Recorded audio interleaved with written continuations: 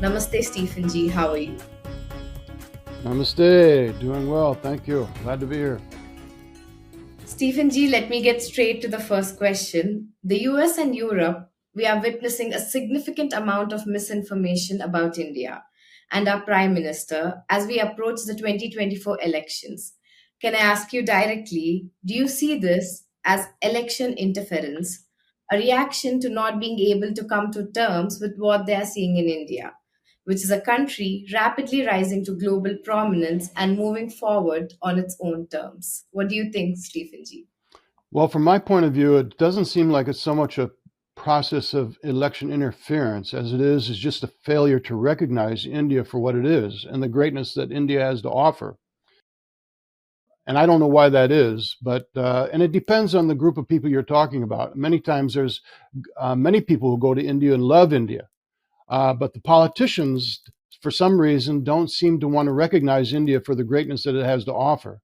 And for that reason, they tend to minimize the importance of India or minimize the importance of Narendra Modi, who's obviously both the country and as a leader, Narendra Modi, they're becoming very powerful on the stage of world politics and world economy. And for that reason, I don't know why they're not recognizing it as they should, but I think they will. Some politicians are more ready to recognize and accept India for what it is than others. And especially the thing of it is, in this year of elections, everything is so unpredictable.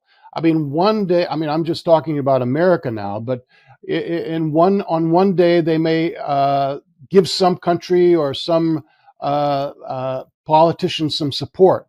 The next day it may change overnight, simply depending on the politics and the political view that's taking place. And I think that's kind of what's happening with their view of India, because obviously, as India is progressing, India is becoming much more important on the world stage, as well as Narendra Modi.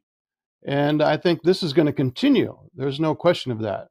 And it's just a matter, I think, of some politicians coming up to speed, you might say. It also depends on your source of information. Sometimes some of the portals of information are more, what should I say, geared towards a particular agenda than others. So some will give India, I think, a fairer view than other outlets of information. So I think that all has a part to play in it. But obviously, it's becoming apparent that India is on the rise, and there's no reason to think that that's going to discontinue. So it's just a matter of accepting that for what it is. Following upon that point, why do you believe Prime Minister Modi's leadership is important for India at this juncture? What differentiates him from others? Well, I don't know all the agendas or plans of the other politicians, but I do know that obviously India is becoming much more recognizable on the world stage of politics and economy. For example, there's some of the technological companies that are actually thinking, if they haven't already made the arrangement, of moving their production plants from China to India. Now, that's a great reference by itself, because that means a number of things. For one thing, there's a greater labor pool in India. India's infrastructure, like roads and things, are becoming much more reliable, much better than they were. The power grid is also becoming more dependable. So people are becoming to have more faith, reaching a stage of having more faith in what India has to offer and the resources that it can provide for a sustainable level of business to continue for their, activities, for whatever their production may be. And in that regard, I think India needs to simply become more self-sufficient in the sense that they have resources, they have food production, they have the means for advancing technologically, and no doubt about that. And as they continue to progress in this way, they'll become obviously a much more, what should I say, power to deal with, a power to recognize. And with Narendra Modi at the helm, this I think is going to continue. And so, who else has a better idea? I don't see anybody who has a better idea. I don't see anybody else. And it's not just a matter of ideas, but it's also the capability of carrying out those ideas for the country and for the people of India. So I think India is on a great trajectory of going upward. And if it continues that, then personally, I don't see why anybody would want to change that. And with Narendra Modi at the helm, then obviously I think it's going to continue in that direction. So why change it? Why rock the boat, so to speak? Obviously, there's things that need to continue to be worked on, and whether it's the tackling the illiteracy that may be found in villages and places like that. But this is on the table, from what I've heard. So it's just a matter of being able to carry out the plans and continue with the plans that are already in motion for these problems to continue to decline and for India to increase in stature, economic power, and mobility in that sense, and to be able to give the people of India a better chance of a prosperous future. And I admit one time I was working, actually sightseeing at the Ajanta caves in India near Mumbai. And I met a group of people, about several men who were just also there. And of course, they saw me as a foreigner, so they wanted to ask me a bunch of questions. And one of the questions that came up was, what do I think of Narendra Modi? And I had a positive view of Narendra Modi. And they didn't. They had some issues with Narendra Modi. But when it came down to in our discussion was that they were just dissatisfied with the rate of speed of the progress that seemed to be coming from Narendra. So obviously, anything you're going to do in India is going to take some time. Anything you do anywhere is going to take some time. So it's just a matter of being able to tolerate the nature of doing business in India and trying to get things done as quickly as possible, but effectively as possible. There's two ways of doing that. Like they say, haste makes waste. So you want to do it in a way where this change is steady and continues to operate on a way that's effective and prosperous for everybody in India. And that's not always so easy, especially with the level of bureaucracy that goes on in, Indian politics, Indian business, and government. So you have to kind of get over that hump, so to speak. And I think with time, Narendra Modi is we have seen that he has the determination to do that. So I wouldn't change anything.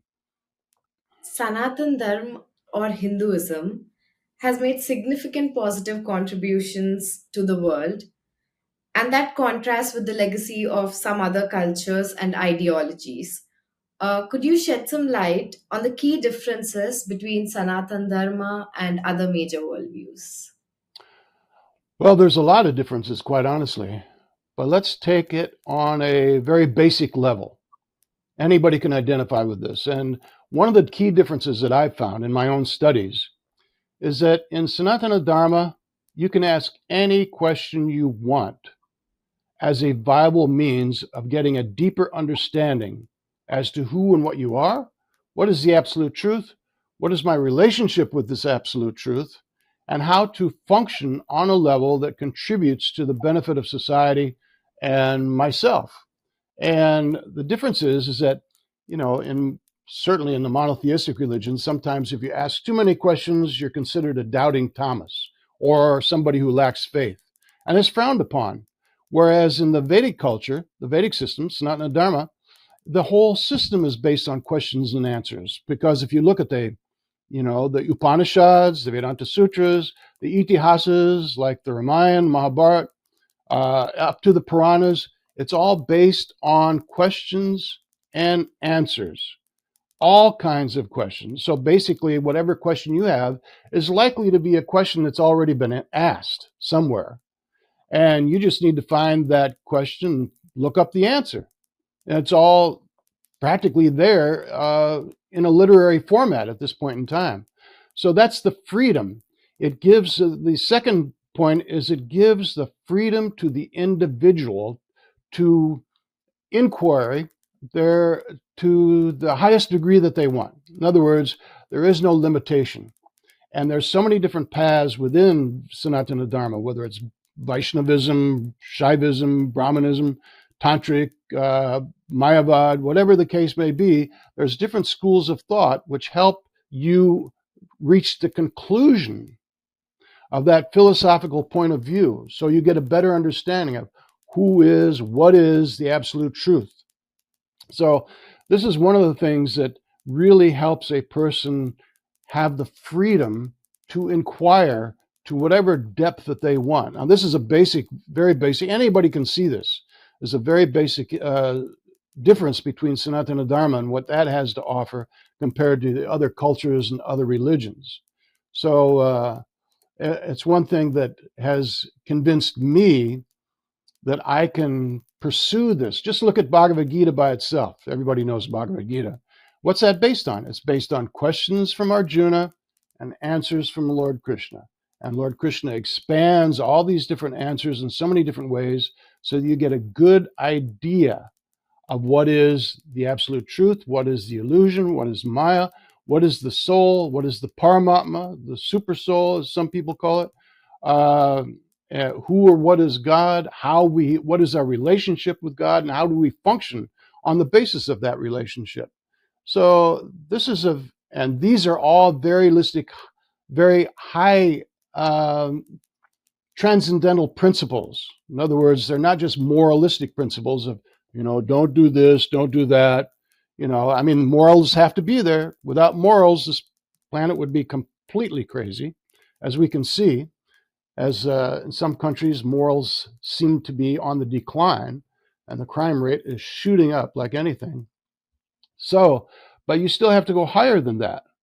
The yamas and niyamas, for example, are principles, not just moralistic, but are there as the basis for which you can reach higher levels of consciousness. This is the whole point. And this is another difference between Sanatana-dharma and other forms of religion.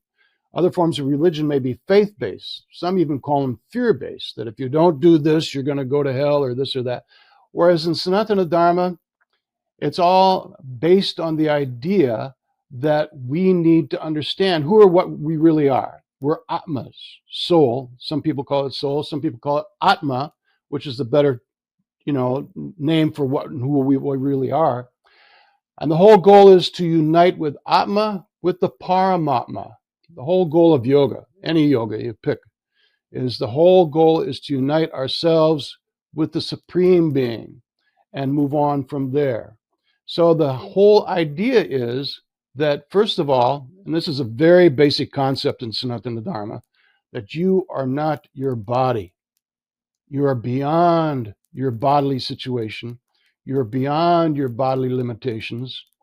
And getting back to my previous point, the Sanatana-dharma gives you the process by which, if you follow it properly, you will attain your own levels of spiritual realization. And that's more than just faith. That is when jnana becomes vijnana, or knowledge becomes realized knowledge. Or like when Krishna says in Bhagavad Gita, this is the king of education, because it gives direct perception of the truth by direct realization. In other words, you can have your own realization of who and what you really are, and what is the absolute truth, and what is your relationship with the absolute truth. So this is by far more than just following moralistic principles, as we find in most religions. But this is the way that you have your own, and Sanatana-dharma expects you to have your own spiritual experiences. So it's a big difference. Very beautiful, sir. As India emerges, it brings rich value systems to have historically benefited the world. Which of these values do you see as most transferable today, and how could they impact global communities?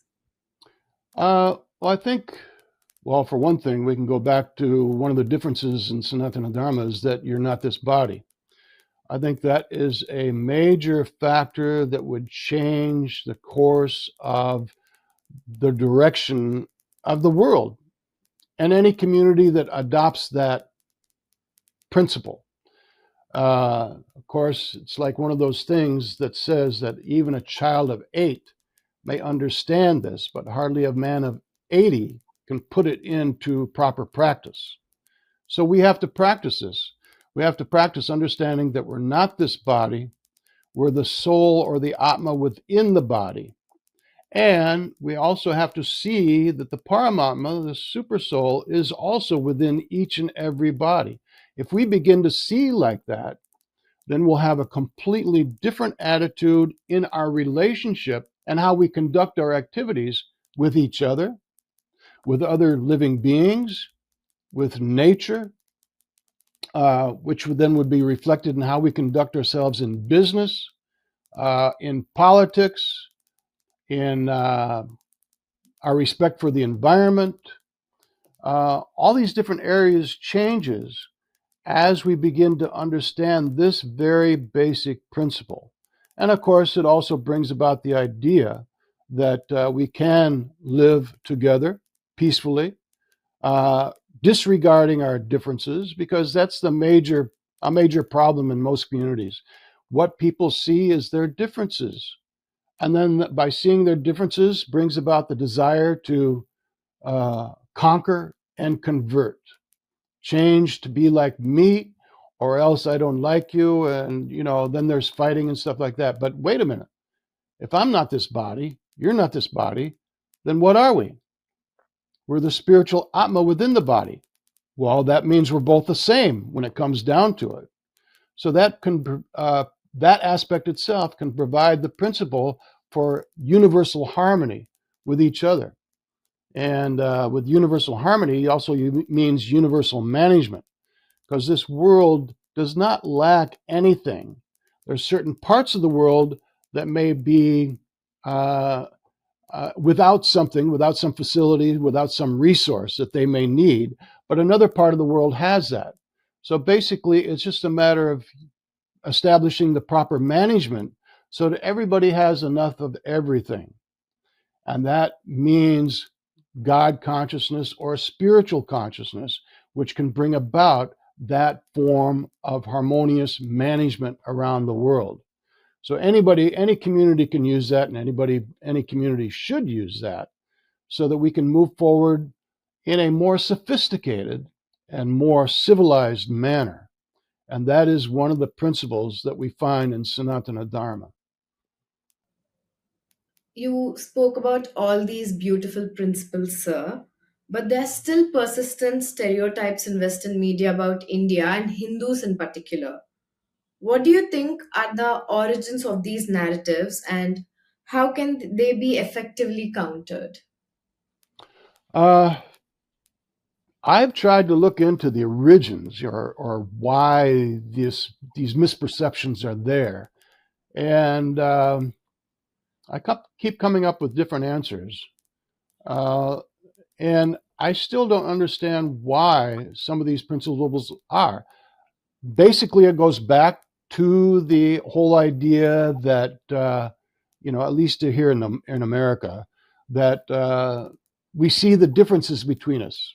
The skin color is different, or the actions may be different, or I believe in this religion and you believe in that religion, therefore we don't get along. But the fact of the matter is, the whole point of religion fact is, the word religion in Latin means religio. It means to connect. Connect with what? Connect with God. So this is something that needs to be promoted as much as possible, that we need to connect with God so that we can all see our unity, the unity between us. Otherwise, it becomes very difficult. And I've been asked this question in India as well. Even in India, there's differences where people, don't necessarily get along, or they think they're a higher caste or this or that. The point of it is to simply continue to promote the principles of Dharma, Sanatana-dharma, whatever will help the situation and increase the people's understanding of who and what they really are. We cannot give up. I mean, this is basically a struggle that will continue as long as people remain in ignorance. And so, in that regard, we have to try to present these truths as much as possible and as logically as possible. Like, for example, here in the West, many people ask why I don't deal with the academics more than I do. Academics, quite honestly, I'll tell you, they have their own world, their own way of looking at things, and they're not going to change. Whereas lay people, for example, the lay people are different in the sense that if you present to them these spiritual truths, as I've tried to in my books, I've got over 50 books now that explain different aspects and different ways of understanding these spiritual truths. If you explain these things in a logical manner, many times people will accept it. So this is who I try to approach. I try to approach those people that are most willing to look at this knowledge as best as possible. And even though there may be some prejudice, which makes people, I don't know, feel that India cannot be as great as it really is, or it cannot be as advanced as it really was. I mean, I've got one book here that I'll show you briefly, which is called The Advancements of Ancient India's Vedic Culture. And there's two reasons why I wrote this book. First of all, for Westerners to understand that India was greatly advanced, not only in language, such as Sanskrit, which is still considered the most sophisticated language in the world, but also in mathematics, in medicine, surgery, even metallurgy, textiles, shipbuilding, all these different things. They were very advanced in, far more advanced than most of the world. And the fact that the Roman numerals, as you might have heard, is a name that is totally inaccurate because those numerals is a system that came out of India. And without that system, the Greek system, the Egyptian system, the Roman system, even the Chinese system of mathematics were not capable of dealing with high levels of mathematical formulas until these numeral systems that came out of India made it possible. So many of the advancements that we enjoy today would never have been possible today without this system of mathematics that came out of India. And more people should realize that. But that also, the reason why I wrote this book is because many people in India, the youth, the schools don't teach this information anymore. It gives people, especially the youth of India, a reason to be proud of their culture. And they should be proud of their culture.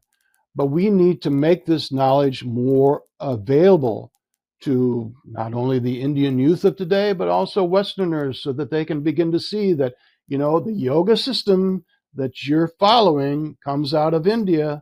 And many people realize that, but many people also would like to separate the two, yoga from Hinduism. They want to separate, but you can't separate it, quite honestly, because it's the same process. It's part of Sanatana-dharma.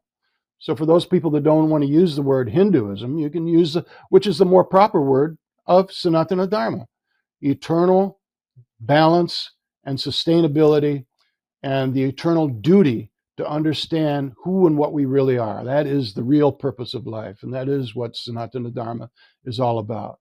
And because of that free thinking ability that Sanatana-dharma gives to the individual, and the freedom for the individual to inquire and search after the truth in whatever way they can, that gives more freedom in the process of spiritual inquiry, and also more freedom to develop different inventions and all the different things I mentioned regarding this book, Advancements of Ancient India's Vedic Culture. So, and you can get this book. This book is on Amazon. This book is both in paperback and Kindle, and all my books are on Amazon as well. Or you can go to my website, which is simply Stephen, Stephen -Knapp, KNAPP.com, and you can easily just do a Google search and a lot of stuff will come up. And you can find my books on there too. So we're just going through a nutshell view of what Sanatana-dharma has to offer and the direction India is taking, but you can get much deeper views in the articles and the books that you can find on my website. I can't wait to read that book, Stephen G. Now, because you mentioned the book, as a Gyani, a Vedic scholar, and an author, how have you tackled misconceptions about Hinduism in the West? And what do you suggest others, like a common Indian, what can they do? Well, I've got a number of different articles that also talk or give action plans, quite honestly, about how to protect one's culture. And for one thing, I've got this book here called Defending Vedic Dharma. And one can get this and find different ways, different methods of protecting their culture. First thing, I hate to say this, but many people need to work to understand their own culture. Many Indians, Hindus especially, need to understand their own history and their own culture to understand how great the culture of Sanatana-dharma is, but also how to present it to others. Because when people ask about their religion, they become, at that point, a representative of their religion. And they need to know how to answer certain questions. But also, let's face it, if you're a parent, your kids are going to have questions too. And you need to know how to answer those questions in a way that is logical and understandable to your children. Because the children today, especially in the West, but even in India, they have a motto that basically says, "What's in it for me?" That's their motto today. What's in it for me? If I can't understand it, then why am I going to apply it to my life? If I can't apply it to my life, then it has no purpose in my life. So they don't pursue it. They don't understand it, which is also one of the principles that I use when writing my books. The philosophy has to present in a way that can be easily understood, because if a person can't understand it, they'll never remember it. And if they can't remember it, they'll never apply it to their lives. And if they can't apply it to their lives, which is the whole purpose of Sanatana-dharma, then basically you have missed your mark in being able to explain this to others. So it becomes very important, but especially when you're explaining things to your children, they have to understand how they can reach a higher potential in their life by combining the material knowledge with the spiritual knowledge. The Sri Ishopanishad says that. It says to have a higher understanding of life, you combine the material with the spiritual. You got to pay your rent, but you also have to make sense of why you're here. So you combine the two together. And of course, today in this age, Indian education has followed the British example, which has pretty much spoiled it, that it's all based on having a career, a craft, some kind of marketable skill, which you have to have, but you also, in order to have value for your life and for the lives of others around you, you have to have a spiritual basis, a spiritual foundation as well, which was the whole principle of Sanatana-dharma. And I remember I was talking to a few gentlemen, one of the retired Supreme Court justices of Haryana, for example, and he was explaining that in 1947, then the educational system of India had to change into a secular process. In other words, when they used to use the heroes of the Mahabharata or the Ramayana to explain and teach principles of morality and character to their children, all of a sudden that had to stop because that was part of the religion. It wasn't part of the religion. It was part of history, basically. But because of the secularism that was adopted by India, that much had to stop. So much of the usage and usefulness that you could find in the Sanatana-dharma came to an end. So this is one of the problems that we have today. We have to raise this. We have to, again, teach people the usefulness of Vedic culture in modern life. Here's a story, for example. And this is a true story, by the way. There was one wealthy Indian girl from Delhi, and she was saving her money to find the best yoga teacher she could find in California. Now, let me ask you, you think California was the where yoga began, where it came up and sprung up? No, obviously not. It came from India. We all know that. So she could have saved her money and just looked in her own backyard of India to find the best yoga teacher there is, because she may not know this, but there's so many people from the West who are also saving their money to find the best yoga teacher possible in India. They're trying to save their money to get to India to find the best yoga teacher possible, because obviously India is the source of yoga. India is the source of these principles that can teach people what their place is in the universe. We all want to understand that. We all want to understand what our place is in the universe. What is the purpose of life? What the heck am I doing here? Which was one of the reasons why I got caught up in searching for deeper levels of spirituality. Even though I was born and raised a Christian, a lot of moralistic principles in that, a lot of knowledge, but I wanted a deeper level of understanding, and that's how I found it. That's how I came across Bhagavad Gita, is my search for deeper levels of understanding. What the heck am I doing here? How did I get here? Where am I going? Or where should I be going? So these are the questions that I had that I could only find the answers to in the books connected with Sanatana-dharma, or part of Sanatana-dharma. So this is some of the things. Now, I have another book here called Proof of Vedic Culture's Global Existence. Now, this book, along with another one called Mysteries of the Ancient Vedic Empire, and this is recognizing Vedic contributions to other cultures around the world. Both these books are ways of analyzing how Vedic culture influenced other cultures around the world and can still be recognized in those cultures.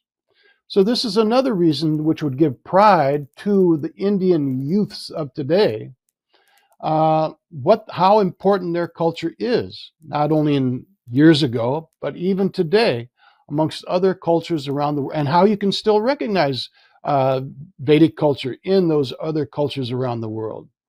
So this is something that should be recognized, and this is how counteract the negative views, the negative influences that people may have simply because either they're in ignorance or they don't understand it, or they have some prejudice for some reason or another, of why the Vedic tradition of India has always been superior in many ways, not only in the past, but even today. And we can see what's happening with Narendra Modi. He is promoting, like the Ram temple that just went up. These are different reasons and why people are taking more pride in their culture in India, because they see it's applicable. They see it's something that they can apply in their life. By these monuments, these great temples that are going up, and there's a reason to be proud of their culture now. And so that makes me very happy, because like I say, I've found Vedic culture. I practice Vedic culture. I'm primarily a Bhakti-yoga practitioner, and but I have respect for all the traditions of India. And my spiritual master is A.C. Bhaktivedanta Swami Prabhupada. And quite honestly, it has changed my life, if not saved my life, because quite honestly, I don't know where I would be or what I'd be doing at this point in my life if I didn't have this. And it has made all the difference in the world by taking this direction. And I've been to India 24 times now, and I've been in every state of India except Meghalaya, Tripura, and Mizoram. And I simply say that because when I say I've been to India, many people say, "Oh, where have you been?" Believe me, it's easier to tell you where I have not been than it is to explain where I have been. But it's all this travel, all this experience, which has made such a difference in my life, and why I'm happy. I'm basically very happy with the way things have turned out. I don't travel as much as I used to because I'm getting older, a few maybe health limitations and stuff like that. But it has made such a difference in my life that I strongly recommend everybody to take a look at this because it gives you levels of spiritual truth that you can find nowhere else.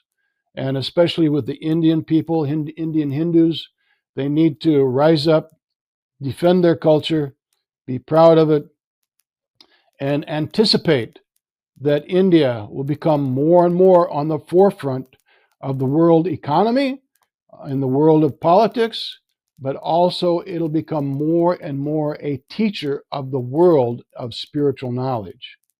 This may be, what should I say, a bold statement for some people to hear, but I think this is obviously going to come about because the more India becomes a prominent force in the world, then more people are going to look at their culture as well. Why is this possible? How is this developed? And it's all there. So anyway, I've done my part in trying to write about it, and I hope other people can take advantage of that. But that's really the thing that people should do. Take advantage of your culture. Look at what it has to offer, and don't be shy about it. And if you learned something from it, then pass it on to others. Quite honestly, there's a lot of people out there that are looking for this knowledge. They just don't know where to look for it. I've had experiences where people have come to me and they've said, I found your book in the bookstore. Why didn't I know about this knowledge before? Well, I can't exactly explain that, but everybody's meant to reach a certain level of understanding according to their destiny. But once they find this level of knowledge, they become very happy. In fact, there's one guy that's coming to our temple right now. He's maybe 10 years younger than I am. So he's an older guy. He says, I've been waiting to find this knowledge for years. And so he's really happy about it. And he's gung-ho. He wants to learn as much as possible about it. So, I help him where I can, and other devotees are helping him. And so more and more people, when they understand the logical aspect of what Vedic culture has to offer, naturally they'll accept it and they'll be happy they did. We just need to be bold enough not to be shy about presenting what we have to offer. Simple as that. So anyway, I don't know how much time we have here, but I don't want to go on forever. No, sir. Thank you for sharing your personal journey. If I may go a little deeper, I understand that you grew up as a Christian but then turned to Dharma. Would you mind sharing with us how and why that happened? Yeah, I reached, I was, somewhat dedicated Christian as a kid. I was confirmed, and they call it confirm. You can reconfirm your vows that you take as a baby because you don't really understand it. And I went through all that, and but I was looking for something deeper. So the first thing I did, well, if I'm looking for something deeper, I might as well just start with Christianity since that's what I was born and raised in. So I read the Bible from cover to cover. And it took me a year to do that because it's not the easiest thing to read. And there's a lot of history in it. There's a lot of lessons, a lot of moralistic principles, things you can understand with it. But I wanted deeper knowledge. I wanted deeper spiritual knowledge. And I didn't really know where to look at the time. I was a teenager by the time I reached that point. And I was a musician. So I thought, well, let me put my guitar down and really find out why I'm even here. Why am I in this world? What is the purpose of life? What should I be doing? If I'm not doing the right thing, what should I be doing? So I looked at everything. I looked at, Egyptology, Judaism, other aspects like tarot, I Ching, even magic, witchcraft, everything, and Eastern mysticism. And I could begin to see, I even read the Quran, I could see how everything was connected. Everything's going in a particular direction. They're all connected, but it was like a puzzle. And I was putting in the pieces of the puzzle, and it was getting a more and more clear picture of what reality and truth was and what the purpose of all this was. Then a friend of mine had gone to Toronto. We were here in Michigan, and he had gone up to Toronto and met some Hare Krishna devotees on the street. This was back in 71. So they didn't have so many books at that time, but but he brought back a brochure that had about, maybe 6 books in it at the time, including the Bhagavad Gita. And he says, yeah, this book is kind of like the Hindu Bible. And I said, that's what I want. I want to know, because that's what I was really looking at. I was looking at what different cultures had to say about their conception of God, the soul, who and what we really are, what is the purpose of life. That's what I want. I want this Bhagavad Gita. So I sent for the Bhagavad Gita. It came, a week or so later. I sat down to read it, and I was amazed that all the questions I had, it was giving me the answers to. Basically, like who and what I am, where am I going, why am I here, where should I be going, what should I do with this life, what's the purpose of life. Everybody asks those questions at some point. And I, but I started asking those questions even when I was 7 years old. I remember laying in bed on Saturday mornings when my parents were sleeping in. They didn't have to go to work. And I would be laying there wondering, how did I get here? How did I get these parents? Why didn't I get somebody else's parents? Why am I born in this family? And so I was asking these kind of questions. Yes, sir. Yes, sir. And thank you, Stephen G, for enlightening us. It's always a pleasure to host you and to hear you speak. To our viewers, do like, share this video, and subscribe to our channel. Follow all our social media platforms. To know more insights from Stephen G, do click on the video that will be on your screen in a few seconds. Thank you, sir. Namaste. Please remember to subscribe to us and switch on the notifications for this channel. For our other social media links, more content, and to support our work, please visit citti.net. Dhanyavad. Namaskar.